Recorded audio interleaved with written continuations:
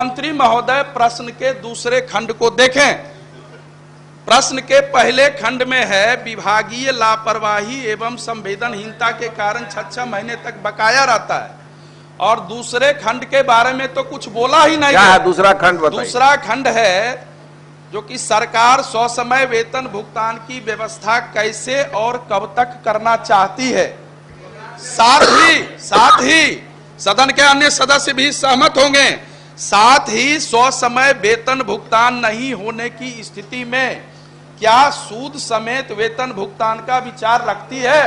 सभापति महोदय, सभापति महोदय, सभापति महोदय, सभापति महोदय, सभापति महोदय, सभापति महोदय, वेतन और पेंशन अविवादित मुद्दा है। वेतन और पेंशन संवैधानिक व्यवस्था के अनुसार जिनको आप नियुक्त करते हैं उनको वेतन देते हैं, और प्रत्येक कार्य महीना जो है उसके दूसरे महीने में जो प्रथम सप्ताह है कोई नियत तिथि होनी चाहिए जिसमें वेतन खाते में चले जाए।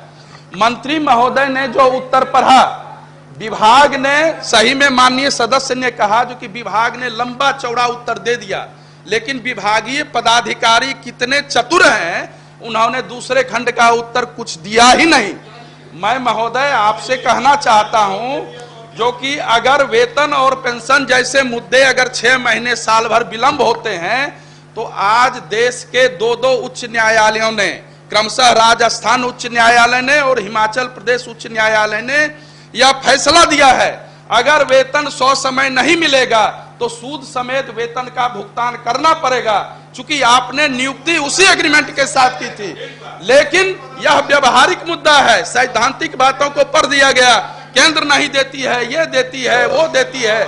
आपका कोई भी मामला हो, चाहे अनुदान का मामला हो, चाहे विश्वविद्यालय के वेतन का मामला हो, चाहे पेंशन के मामले हो, उनके जो आश्रित हैं वो वेतन पर ही निर्भर करते हैं। उनके घर में आपदा आती है, उनके घर में बीमार होते हैं, लेकिन उनको इलाज कराने का एक भी पैसा नहीं रहता है। विभागीय संवेदनहीनता के कारण उनके बाल बच्चे कालकलवित हो जाते हैं।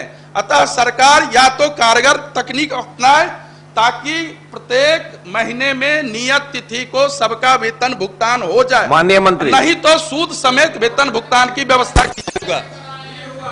एक बात मैं माननीय मंत्री को धन्यवाद देता हूं कि सही इन्होंने बात कही है कि सरकार के पास पैसे की कमी नहीं है, लेकिन आज का दैनिक जागरण सारे विभागीय पदाधिकारियों को पढ़ना चाहिए। संपादकीय लिखा है कि शिक्षा विभाग के 1625 करोड़ रुपए सरेंडर हो रहे हैं। एक तरफ राशि सरेंडर हो रही है, वो पूरे देश के पैमाने पर अखबार एक संदेश दे रहा है, और दूसरी तरफ महोदय ठीक कह रहे हैं माननीय सदस्य संजीव जी कि संवेदनहीनता और विभागीय लापरवाही ये मुफस्सिल के अधिकारियों का काम है महोदय, और मुफस्सिल के अधिकारियों की जो लापरवाही है और संवेदनहीनता है वो वेतन छोड़ के बाकी सारा काम करते हैं। इसलिए उन पर सरकार कोई कार्रवाई नहीं कर पाती है और सरकार सदन में बदनाम हो रही है। पैसा रहते हुए समय पर वेतन का भुगतान नहीं हो पा रहा है, ये चिंता की बात है। मैं ध्यान आकृष्ट कर रहा हूं कि आप ऐसे अधिकारियों पर कौन सी कार्रवाई करना चाहते हैं। अभी सुपौल के डीपीओ पर विधान परिषद ने कार्यवाही जब की तब जाके वहां शिक्षकों के वेतन का भुगतान हुआ। वो वेतन में भी उनको चाहिए, कुछ चाहिए उनको वेतन में भी। ये बहुत ही गलत बात है महोदय।